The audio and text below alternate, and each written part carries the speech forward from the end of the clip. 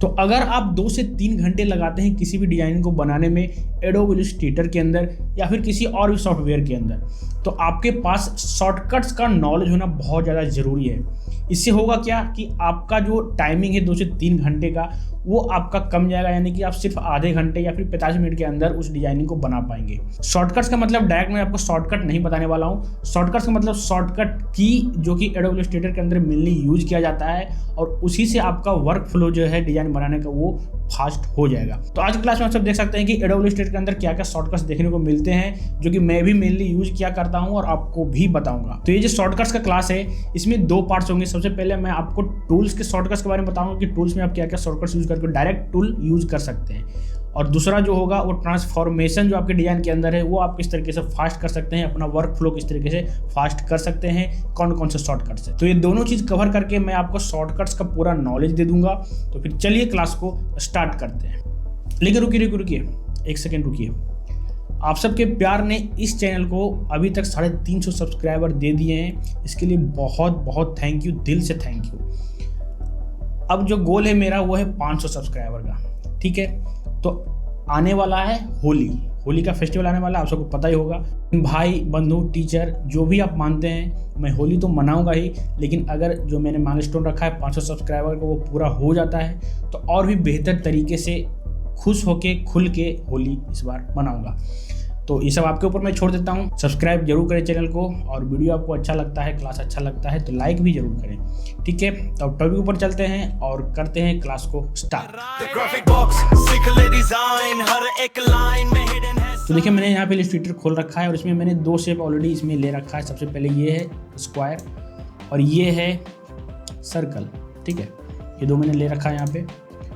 ये जो सर्कल है आप देख सकते हैं इसके बीच में ये सेंटर पॉइंट नहीं है, क्योंकि मैंने इसी शेप को कॉपी करके इसे बस कर्व कर दिया है चारों इसके कॉर्नर, ठीक है। इसको मैं देखिए इस तरह से खोलूँगा, इस तरीके से खोलूँगा, देखिए ये खुल जाता है, ठीक है। मैं इसी को कॉपी करके इसे सर्कल बना दिया, ठीक है। टूल्स में जो सबसे पहला शॉर्टकट है वो है भी क्लिक करने से क्या होगा, आपका सिलेक्शन टूल सिलेक्ट हो जाएगा। ये है सिलेक्शन टूल, देख सकते हैं। सिलेक्शन टूल का शॉर्टकट क्या है, वी जैसे ही क्लिक करेंगे किसी भी आप टूल के ऊपर रहें, मान लीजिए मैं इरेजर टूल पे हूँ, और जैसे वी क्लिक करेंगे डायरेक्ट सिलेक्शन टूल पे आप चले जाएंगे, ठीक है। लेकिन हाँ, अगर आप कोई टेक्स्ट लिख रहे हैं, यहाँ पे आपने टेक्स्ट लिखा है, ठीक है, थोड़ा सा मैं इसे बड़ा कर देता हूँ। अगर आपने टेक्स्ट लिखा है और अगर आप अभी भी क्लिक करेंगे तो यहाँ पे आपका क्या हो जाएगा कि अल्फ़ाबेट ऐड हो जाएगा यहाँ पे, ठीक है। तो इसके लिए अगर आप टेक्स्ट यूज कर रहे हैं तो भी यूज नहीं करना है आपको शॉर्टकट के लिए। सिंपली अपने कर्सर को सिलेक्शन टूल पे ले जाके सिलेक्ट कर लेना है, तब जाके ये सिलेक्शन होगा। दूसरा शॉर्टकट है ए में क्लिक करता हूँ, इससे क्या होगा, आपका डायरेक्ट सिलेक्शन टूल सिलेक्ट हो जाएगा। और ये देख सकते हैं डायरेक्ट सिलेक्शन टूल ए से आप कहीं भी रहेंगे, इस पर मैं हूँ इस तरीके से। अगर मैं ए क्लिक करता हूँ तो डायरेक्ट सिलेक्शन टूल पर चला जाऊँगा, ठीक है। अभी डायरेक्ट सिलेक्शन टूल क्या है और सिलेक्शन टूल क्या है इसके बारे में मैंने ऑलरेडी वीडियो बना रखा है, अगर आपने नहीं देखा है तो जाके देख सकते हैं, मैं डिस्क्रिप्शन में लिंक दे दूंगा, ठीक है। लेकिन हाँ, इस वीडियो को अच्छे तरीके से देख लीजिए, उसके बाद ही उस वीडियो को देखने जाइए, ठीक है। उसके बाद है पी क्लिक करने से क्या होगा, पी से डायरेक्ट आपका पेन टूल सिलेक्ट हो जाएगा, ठीक है। तो अगर आप कहीं पे भी हैं, जैसे डायरेक्ट सिलेक्शन टूल पे हैं और पी सिलेक्ट करेंगे तो डायरेक्ट आपके पास पेन टूल आ जाएगा और उसके बाद इससे आप कुछ भी बना सकते हैं, ठीक है। भी क्लिक करेंगे, सिलेक्शन टूल डिलीट। उसके बाद है एम से क्या होगा, आपका रेक्टेंगल टूल सिलेक्ट होगा, ठीक है। अब ये जो है शेप टूल है, इसके अंदर आपको rectangle tool, ellipse tool, rounded rectangle tool, बहुत सारे चीज़ मिलते हैं। लेकिन एम से क्या होगा, आपका सिर्फ और सिर्फ रेक्टेंगल टूल ही सिलेक्ट होगा, जिससे आप रेक्टेंगल का कोई शेप बना सकते हैं, ठीक है। तो एम पे क्लिक करेंगे, कहीं पे भी रहेंगे, ये पेन टूल पे हैं, और जैसे एम पे क्लिक करेंगे आपके पास आ जाएगा रेक्टेंगल शेप टूल, ठीक है। इससे आप कुछ भी बना सकते हैं रेक्टेंगल में, ठीक है। उसके बाद क्लिक करते हैं एल। तो एल से क्या होगा, एल से आपका जो शेप है आपने रेक्टेंगल टूल सेट किया था एम से, वो चेंज होके हो जाएगा इलिप्स में। तो यहाँ पे मैं एल क्लिक किया हूँ, उसके बाद बनाता हूँ तो ये इलिप्स टूल के आएगा, ठीक है। तो इलिप्स टूल का शॉर्टकट है एल, ठीक है। यहाँ पे जाएंगे, देखिए यहाँ पे इलिप्स टूल क्या है एल। उसके बाद फिर इसको मैं डिलीट कर देता हूँ, सिलेक्शन टूल भी क्लिक करेंगे, ये और डिलीट, ये भी डिलीट। उसके बाद है टी से क्या होगा, आप कहीं पे भी रहेंगे, टेक्स्ट आपको टाइप करना है तो टिक क्लिक कीजिए, इससे आपका टाइप टूल एक्टिवेट हो जाएगा और उसके बाद आप यहाँ से कुछ भी कर सकते हैं, ठीक है। उसके बाद है आर के क्लिक करने पे क्या होगा, आपका रोटेट टूल आ जाएगा, एक्टिवेट हो जाएगा, ठीक है। आर जैसे क्लिक करेंगे आपका यहाँ पे रोटेट टूल सेलेक्ट हो गया। अब वो कहीं पे भी इसमें जैसे ये है इसके ऊपर क्लिक करेंगे बीच में, यहाँ पे एक बन जाएगा पिवट पॉइंट, और उसके बाद फिर आप चाहते हैं इसको सर्कुलेट करना तो इस तरीके से कर सकते हैं। अभी क्या था, ये मेरा टेक्स्ट सेलेक्ट था इसलिए यहाँ पे इसका पिवट पॉइंट बना और जो टेक्स्ट है वो रोटेट हो रहा है, ठीक है। तो आर से रोटेट टूल। उसके बाद इसी में है रिफ्लेक्ट टूल। रिफ्लेक्ट टूल क्या है, ओ जैसे क्लिक करेंगे तो ये रिफ्लेक्ट टूल आ जाएगा यहाँ पे, ठीक है। रिफ्लेक्ट टूल से होता क्या है ये भी मैंने आपको बताया है। इस पर क्लिक करेंगे देखिए अगर घुमाते हैं देखिए रिफ्लेक्ट हो जाएगा अपनी जगह पे, ठीक है, यानी कि उल्टा हो जाएगा। उसके बाद है यस से क्या होगा, आपका स्केल टूल डायरेक्ट सेलेक्ट हो जाएगा। इस पर क्लिक करेंगे देखिए स्केल टूल सेलेक्ट हो गया। अब कहीं पे भी क्लिक करेंगे और उसके बाद इसको स्केल करने की कोशिश करेंगे तो देखिए ये छोटा बड़ा हो रहा है, ठीक है, यहाँ से छोटा बड़ा हो रहा है, ये देख सकते हैं, ठीक है। सिलेक्शन टूल लेता हूँ और इसको सेलेक्ट करके यहाँ पे लाता हूँ, ठीक है। इसको मैं यहाँ से डिलीट कर दे रहा हूँ, ठीक है। उसके बाद है जी से क्या होगा, आपका ग्रेडियंट टूल एक्टिवेट हो जाएगा। जी क्लिक करेंगे तो ग्रेडियंट टूल देखिए यहाँ पे एक्टिवेट हो गया। और इस तरीके से अगर चाहते हैं तो यहाँ से क्लिक करेंगे तो ये ग्रेडियंट में कन्वर्ट हो जाएगा खुद ब खुद। उसके बाद आप यहाँ से बहुत सारे जो चेंजेस करना चाहते हैं आप चेंजेस कर सकते हैं, ठीक है। इस तरीके से कर देंगे, इसको चेंज करके कलर चेंज कर सकते हैं, येलो कर देंगे, ठीक है। तो जी से क्या होगा, ग्रेडियंट टूल एक्टिवेट हो जाएगा। उसके बाद है आई से क्या होगा, आपका आई ड्रॉपर टूल एक्टिवेट हो जाएगा, जिससे आप कलर को डायरेक्टली चेंज कर सकते हैं। ये देखिए मेरा सिलेक्शन है ऑलरेडी ये हो रखा है और इस पर मैं क्लिक करूँगा तो ये कलर का आ जाएगा। पूरा जो इफेक्ट इसके अंदर है वो सीधे इसमें कन्वर्ट हो जाएगा आई टूल से। तो आई से क्या होगा, आपका आई ड्रॉपर टूल एक्टिवेट हो जाएगा, आई इसका शॉर्टकट है, ठीक है। उसके बाद अगर आपको इरेजर लाना है तो इरेजर के लिए है Shift+E। इससे क्या होगा, आपका इरेजर टूल एक्टिवेट हो जाएगा। ये देखिए इससे मैं देखिए इरेज कर ले रहा हूँ, ठीक है। अब इसी इरेजर को आपको बड़ा करना है तो सिंपली क्या है, आपके पास दो ब्रैकेट है, मिडिल ब्रैकेट में एक ओपन मिडिल ब्रैकेट एक क्लोज मिडिल ब्रैकेट। तो अगर आप ओपन को क्लिक करेंगे तो ये छोटा हो जाएगा आपका जो साइज है इरेजर का, और अगर आप क्लोज को दबाएंगे तो ये देखिए आपका जो साइज है इरेजर का वो बड़ा हो जाएगा। उसके बाद आप इस तरीके से इरेज कर सकते हैं। उसके बाद है जेड से क्या होगा, आपका जूम टूल आ जाएगा, ठीक है। जेड पे क्लिक करेंगे जूम टूल आ गया। इस तरीके से नीचे जूम करेंगे तो जूम इन होगा और ऊपर करेंगे तो जूम आउट होगा, ठीक है। तो ये था मेन टूल्स का शॉर्टकट जो कि मैंने आपको बताया अभी। बाकी और भी शॉर्टकट्स हैं टूल के अंदर, वो ज़्यादा ज़रूरी है नहीं, आप डायरेक्ट सेलेक्ट भी कर सकते हैं कर्सर से जाके। तो अब बढ़ते हैं, आपका जो डिज़ाइन आप बना रहे हैं उसके अंदर जो ट्रांसफॉर्मेशन आप करते हैं उसके अंदर आप क्या क्या शॉर्टकट्स यूज कर सकते हैं जिससे आपका वर्क फ्लो जो है वो फास्ट होगा, ठीक है। तो देखिए सबसे पहले है बेसिक, जो कि हर एक लैपटॉप पीसी के अंदर होता है, वो है Ctrl+C से कॉपी, Ctrl+V से पेस्ट, Ctrl+X से कट। ये तो भाई आपको नॉर्मल पता ही होगा क्योंकि ये बहुत ज़्यादा कॉमन शॉर्टकट्स है, तो इसमें भी ये यूज होता है, ठीक है। लेकिन कुछ और भी अल्टरनेटिव है, जैसे कि अगर आपको कॉपी करना है तो इस तरह से सिलेक्शन टूल लेंगे और इस तरीके से Ctrl+C करेंगे तो कॉपी तो होगा ही, ठीक है, कॉपी हो गया। और ऊपर करेंगे यहाँ पे Ctrl+V तो ये पेस्ट हो जाएगा, ठीक है, ये तो होगा इसमें। लेकिन कॉपी करने का एक और तरीका है, आपको अल्ट प्रेस करना है, अल्ट की, और बस ड्रैग करना है किसी भी शेप को, तब भी आपका ये कॉपी होके आ जाएगा, ठीक है। और इसी के साथ अगर आप Ctrl+D करते हैं प्रेस तो आपका डुप्लीकेट हो जाएगा। जितना स्पेस आपने लिया है यहाँ पे उसी स्पेस के दौरान ये सारा जो है डुप्लीकेट होगा, ठीक है। तो Ctrl+D से डुप्लीकेट होगा। उसके बाद अगर आप चाहते हैं कि ये मेरा जो सर्कल है ये सारा सर्कल जो है आप देख सकते हैं अलग अलग है, इसे आप चाहते हैं कि एक ग्रुप में ले आएँ और एक साथ मूव करें, पूरा का आपको इस तरीके से सिलेक्शन करना है और Ctrl+G प्रेस कर देना है। तो Ctrl+G से क्या होगा, आप ग्रुप कर लेंगे, उसके बाद आप मूव करेंगे तो सारा एक साथ मूव होगा क्योंकि ये तीनों ग्रुप हो रखा है। उसी तरीके से अगर आपको अनग्रुप करना है तो Ctrl+Shift+G प्रेस करेंगे तो ये टोटल अनग्रुप हो जाएगा, ठीक है। ये देखिए सारा अलग अलग हो गया। उसके बाद अगर आपको अपना वर्क को बैक करना है यानी कि पीछे लेके जाना है, उसे कहते हैं अंडो करना, तो आप कर सकते हैं Ctrl+Z से। जैसे मैं पीछे लेके जाता हूँ कंट्रोल प्रेस करूँगा और Z, इससे क्या होगा कि मैं जो काम किया था पहले उसी पे आ जाऊँगा, ठीक है। अगर इस चीज़ को आपको आगे लेके जाना है, आपने जो आगे काम किया था उसी को रहने देना है फिर से, उसे कहते हैं रेंडो करना। तो रेंडो कहाँ से करेंगे, उसके लिए आपको करना है Ctrl+Shift+Z, ठीक है। इससे क्या होगा कि आपका जो काम है आप आगे बढ़ेगा, ठीक है, जो आपने आगे किया था। उसके बाद किसी भी आप शेप का आउटलाइन देखना चाहते हैं तो जैसे ये सर्कल है, ठीक है। इसका मैं शेप चेंज कर देता हूँ, ए से ले लूँगा डायरेक्ट सिलेक्शन टूल और इसका शेप में पकड़ के इस तरीके से कन्वर्ट कर दूँगा, ठीक है। तो इसका आप देख सकते हैं यहाँ पे फिल है और साथ में स्ट्रोक भी है। तो ये शेप किस तरीके से दिख रहा है, अगर आप इसके ऊपर अगर आप देख लेते हैं कि ये सर्कल आ जाता है, ठीक है। ये देखिए सर्कल आ गया। तो आपको अगर इसका आउटलाइन देखना है, सारे का आउटलाइन एक साथ देखना है, तो आपको प्रेस करना है Ctrl+Y। इससे क्या होगा, आपको सारा का आउटलाइन दिख जाएगा कि कौन किस शेप में बना हुआ है, चाहे वो ढका हुआ भी क्यों नहीं है। उसके बाद आप नॉर्मली सेलेक्ट कर सकते हैं और इसे यहाँ से निकाल सकते हैं। ये देखिए बाहर आ गया, ठीक है। उसके बाद फिर से Ctrl+Y करेंगे तो अपनी जगह पे ये शिफ्ट हो जाएगा वापस से, ठीक है। उसके बाद अगर आप अपना वर्क स्पेस को जूम इन जूम आउट करना चाहते हैं तो ये भी आप कर सकते हैं।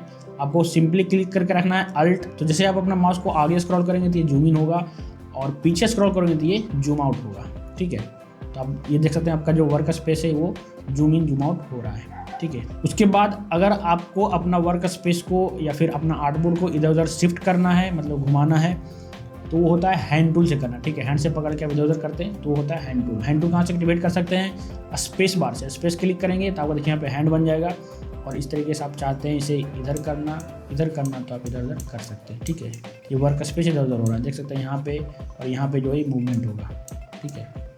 ये देखिए। उसके बाद इसको मैं यहाँ से उठा के इधर कर देता हूँ, ठीक है। यहाँ पे मैं कुछ बनाता हूँ, इसे मैं यहाँ से डिलीट कर दे रहा हूँ। अब देखिए आपका 2 लाइन यहाँ पे आपने बनाया, ठीक है। एक और मैं बना लेता हूँ इस तरीके से, ठीक है। इसे भी मैं हटा के ऊपर कर दे रहा हूँ। ये 2 आपने लाइन बनाया, लेकिन देख सकते हैं ये लाइन और ये लाइन बिल्कुल अलग है। इसे आप अगर ज्वाइन करना चाहते हैं तो इसका सिंपल शॉर्टकट है, पूरा सेलेक्ट करेंगे और Ctrl+J जैसे ही करेंगे तो देख सकते हैं ये ज्वाइन हो गया है। तो Ctrl+J से क्या कर सकते हैं, आप ज्वाइन कर सकते हैं, ठीक है, एक दूसरे को। अब मान लीजिए पेन टूल से आपने एक और शेप बनाया इस तरीके से,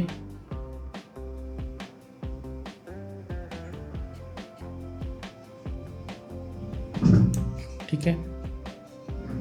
तो यहाँ पे देख सकते हैं कि आपका जो पेन टूल है ये जान नहीं छोड़ रहा है यहाँ पे, ठीक है। तो इसे आपको छुड़ाने के लिए क्या करना है, सिंपली शॉर्टकट जो है आपका वो है ESC जैसे क्लिक करेंगे तो ये यहाँ पे हट जाएगा, ठीक है। उसके बाद आप फिर पेन टूल से दूसरा बना सकते हैं यहाँ पे, ठीक है। ये से क्लिक करेंगे, यहाँ से आपका जान छोड़ देगा ये। तो इसे कहते हैं एग्जिट आइसोलेशन, जो कि आपका ESC टूल से हो जाएगा, ठीक है। अब यहाँ पे एक शेप मैंने बनाया और इससे भी अगर मैं इस तरीके से सेलेक्ट करके रिफ्लेक्ट टूल लेता हूँ तो इसे बस रिफ्लेक्ट कर देंगे, ठीक है। बीच से रिफ्लेक्ट करेंगे अल्ट प्रेस करके, ठीक है। इसे अंदर कर लेते हैं या फिर इसे थोड़ा सा इस तरीके से मूव कर लेंगे, रोटेट कर लेंगे सर, ठीक है। तो देख सकते हैं ये जो है ज्वाइंट नहीं है। पूरा सेलेक्ट करेंगे इस तरीके से, डायरेक्ट सिलेक्शन टूल से पूरा सेलेक्ट करेंगे और Ctrl+J करेंगे तो देख सकते हैं किस तरीके से ज्वाइन हुआ। बहुत ही अजीब तरीके से ज्वाइन हुआ ये जो मैंने शेप चाह रहा था वो शेप में ज्वाइन नहीं हुआ, ठीक है। तो इसके लिए क्या करेंगे, Ctrl+Z करते हैं, बैक करते हैं और यहाँ पे आपको करना है Ctrl+Shift+Alt और साथ में J। तो देख सकते हैं क्या हो गया, ये पूरा का पूरा एक साथ ज्वाइन हो गया, ठीक है। तो नॉर्मल ज्वाइन करने के लिए Ctrl+J और अगर आप चाहते हैं थोड़ा सा डिस्टेंस में उस दोनों को ज्वाइन करना चाहते हैं तो Shift+Ctrl+Alt उसके बाद फिर J, ठीक है। समझ में आ गया। उसी तरीके से भी करेंगे, पूरा सिलेक्शन कर लेंगे और जूम करेंगे अल्ट से, Ctrl+Shift+Alt और J। देख सकते हैं ये भी ज्वाइन हो गया है, ठीक है। उसके बाद मैं इसे यहाँ से हटा दे रहा हूँ दोनों को और शेप को यहाँ से लेके आता हूँ, ठीक है। अब ये जो शेप है आप मूव कर रहे हैं, देख सकते हैं ये भी शेप है, इसे भी लाता हूँ। तो ये अगर आप इसके ऊपर है, अगर आप चाहते हैं इसे मूव करना, सेलेक्ट करना, तो देख सकते हैं कि ये दोनों सेलेक्ट हो जाता है, ये सिर्फ सेलेक्ट नहीं हो रहा है, ठीक है। इस तरीके से करेंगे तो ये सेलेक्ट नहीं होगा, दोनों सेलेक्ट हो जाएगा। आप चाहते हैं कि मेरा जो पीछे वाला जो शेप है ये लॉक्ड रहे तो आपको लॉक करना पड़ेगा। किसी आपको सेलेक्टेड ऑब्जेक्ट को लॉक करना है तो उसका शॉर्टकट क्या है, Ctrl+2, ठीक है। आपको पहले सेलेक्ट कर लेना है अपना ऑब्जेक्ट, उसके बाद Ctrl+2 करेंगे तो ये लॉक हो जाएगा। देखिए लॉक हो गया यहाँ पे। अब सेलेक्ट करेंगे तो यही सिर्फ सेलेक्ट होगा, ये सेलेक्ट नहीं होगा, ठीक है। Ctrl+Z करेंगे तो बैक हो जाएगा, ठीक है। देखिए दोनों सेलेक्ट हो रहा है यहाँ पे। ठीक है। अब इसको मैं लॉक करना चाहता हूँ तो आपको करना है Ctrl+2 सिलेक्ट करने के बाद, ठीक है, ये लॉक हो जाएगा। तो अगर आपको इसको अनलॉक करना है तो सिंपल है Ctrl+Alt और उसके बाद फिर 2, ठीक है, तो ये अनलॉक हो जाएगा, ठीक है। अभी लॉक हुआ था, देखिए अब अनलॉक हो गया है, सॉरी ये देखिए अनलॉक हो गया है। उसके बाद अगर किसी भी आपको शेप को सेंटर से बड़ा करना है, ठीक है, इसके अंदर तो सेंटर 2 बना हुआ है, मैं इसे यहाँ से हटा देता हूँ। मैं आपको इलिप्स टूल यानी कि L से एक बनाता हूँ यहाँ पे इस तरीके से। तो अगर आपको स्केल करना है किसी भी शेप को और वो बीच से स्केल होना चाहिए, उसके लिए क्या करेंगे, आपको अल्ट प्रेस करना है, उसके बाद फिर इसका जो स्केल है उसे बढ़ाना है, तो ये बीच से बढ़ेगा, ठीक है। साथ में आप शिफ्ट दबा देंगे तो प्रोपोर्शनली बढ़ेगा और साथ में बीच से भी बढ़ेगा। देखिए ये बीच से कम हो रहा है और बीच से बढ़ रहा है, लेकिन आप बिना अल्ट के आप बढ़ाएंगे अगर तो बीच से नहीं बढ़ेगा, जहाँ तहाँ इसका हो जाएगा एंकर पॉइंट, ठीक है। उसके बाद मैं सिलेक्शन टूल ले लेता हूँ और इस ऑब्जेक्ट को सिलेक्ट कर लेता हूँ यहाँ पे। अगर देख सकते हैं कि इसके अंदर जो है फिल मौजूद है और स्ट्रोक भी मौजूद है, ठीक है। आप देखिए फिल है और ये स्ट्रोक है। अगर आप इसे स्वाइप करना चाहते हैं, मतलब जो स्ट्रोक का कलर है वो चला जाएगा फिल में और फिल का कलर जो है वो आ जाएगा स्ट्रोक में। या फिर मान लीजिए आपका जो स्ट्रोक है वो बंद है और आपका फिल जो है वो ओपन है, तो अगर आप चाहते हैं कि फिल बंद हो जाए और स्ट्रोक खुल जाए तो ये आप यहाँ से कर सकते हैं। इस तरीके से क्लिक करेंगे तो ये जो है आपका जो स्ट्रोक है उसके अंदर कलर भी आ गया और जो स्ट्रोक है वो खुल भी गया और ये फिल जो है पूरा कलर भी कलरलेस हो गया है और बंद भी हो गया, ठीक है। तो यहाँ पे आप स्वाइप कर सकते हैं इस तरीके से। तो यहाँ पे क्लिक करने के बजाय आपको एक शॉर्टकट में बता देता हूँ, ये सिलेक्शन हो रखा है, आपको बस दबाना है Shift+X, तब भी आपका जो फिल और स्ट्रोक का स्वाइप है वो हो जाएगा, ठीक है। तो क्या शॉर्टकट है Shift+X, ठीक है, जैसे ये स्वाइप हो रहा है फिल और स्ट्रोक में खुद ब खुद। उसके बाद मैं यहाँ पे बंद करता हूँ और ऊपर में जो आपका F का जो टूल दिखाई दे रहा होगा जिसमें F1, F2, F3, F5 जो है फंक्शन जो बटन है उसके अंदर भी शॉर्टकट कुछ मौजूद है, ठीक है। अगर आपको कलर पैनल डायरेक्ट खोलना है तो आपको क्लिक करना है F6, ठीक है। F6 क्लिक करेंगे डायरेक्ट देख सकते हैं यहाँ पे कलर पैनल खुल के आ गया। तो इसे आप बाहर निकालिए, यहाँ पे शो ऑप्शन कीजिए तो आपका यहाँ पे ये आ जाएगा, ठीक है। तो कलर पैनल लाने के लिए क्या करेंगे, F6 करेंगे, ठीक है। गायब करना है F6 फिर से क्लिक किए, गायब हो गया। F6 क्लिक करेंगे फिर से कलर पैनल यहाँ पे आ गया। उसके बाद अगर आप F5 क्लिक करते हैं तो क्या होगा, आपका ब्रश पैनल यहाँ पे खुल जाएगा। देखिए F5 मैंने क्लिक किया और ब्रश पैनल यहाँ पे खुल गया है, ठीक है। इसे भी आप पकड़ के बाहर लाएं और इस तरीके से इसे बड़ा कर लें, ठीक है। उसके बाद F7 है, F7 आप क्लिक कीजिएगा तो आपका लेयर ओपन हो जाएगा। यहाँ पे देखिए लेयर का जो पैनल है ये यहाँ पे ओपन हो गया, इसके अंदर जितना भी लेयर है आपको दिखाई देगा, ठीक है। तो F7 से लेयर ओपन होता है। फिर से F7 क्लिक कीजिएगा तो वापस चला जाएगा। फिर से आप F5 क्लिक कीजिएगा तो ब्रश पैनल वापस चला जाएगा। फिर से F6 क्लिक कीजिएगा तो कलर पैनल वापस चला जाएगा, ठीक है। तो ये सारे शॉर्टकट्स हैं जिसे अगर आप सीख जाते हैं तो आपका जो डिजाइनिंग का वर्क फ्लो है बहुत ज़्यादा फास्ट हो जाएगा, ठीक है। अगर आपको समझ में आया तो अच्छी बात है, अगर नहीं समझ में आया तो वीडियो को रिवाइंड करके देख लीजिए, आप अच्छी तरीके से शॉर्टकट्स का नॉलेज ले लीजिए। तो लगभग मैंने 25 से 30 शॉर्टकट्स आपको बता दिए हैं और भी बहुत सारे शॉर्टकट्स हैं इलस्ट्रेटर के अंदर, लेकिन मेन जो थे मैंने आपको वो सारे बता दिए हैं। और भी शॉर्टकट्स अगर आप जानना चाहते हैं, लर्न करना चाहते हैं तो नीचे मैंने PDF फाइल ऑलरेडी दे दिया डिस्क्रिप्शन के अंदर, तो क्लिक कीजिए लिंक पे और डायरेक्ट डाउनलोड कर लीजिए शॉर्टकट्स का फाइल और उसके बाद फिर आप उसे लर्न कर सकते हैं, ठीक है। तो आशा करते हैं इस शॉर्टकट का क्लास आपके लिए बहुत ज़्यादा हेल्पफुल हुआ होगा और आपको समझ में भी आया होगा। अगर समझ में आया है तो वीडियो को लाइक कीजिए और चैनल को सब्सक्राइब जरूर कीजिए। मिलते हैं आपसे अगले वीडियो में, तब तक अपना और अपने भाई बंधु का ख्याल रखें। ग्राफिक बॉक्स सीख ले डिजाइन, हर एक लाइन में हिडन है साइन, लोगो एनिमेशन सब है यहाँ, कमल राज सिखाए।